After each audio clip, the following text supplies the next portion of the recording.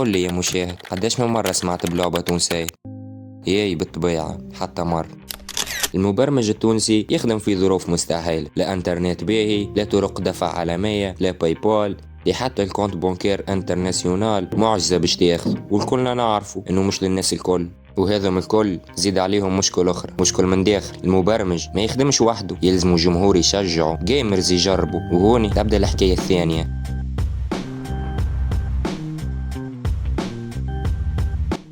في تونس جيمنج يساوي فري فاير، سبورتس والالعاب المستقله ما يسمعوش بها. اللي يسمي روحه جيمر يلعب في جي تي ار بي وفري فاير، والقوي ياسر يلعب في فالورانت.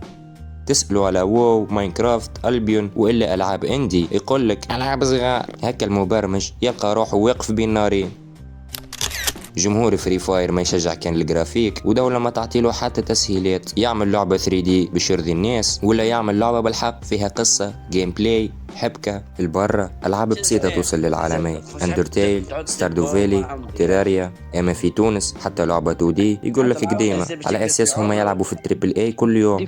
ممكن كلامي يبان قاسي، اما لازم حد يقول الحقيقة. لازم توعية لثقافة الجيمنج في تونس. البرمجة بلا جمهور واعي زيرو، والجيمنج بلا مطورين نفس الحكاية. كان ما تبدلناش باش نبقاو نتفرجوا في فري فاير ونضحكوا على ألعابنا المحلية. اما صدقني تونس لازم تخلق ألعاب عالمية. المشكل الوحيد هل باش نفيقوا؟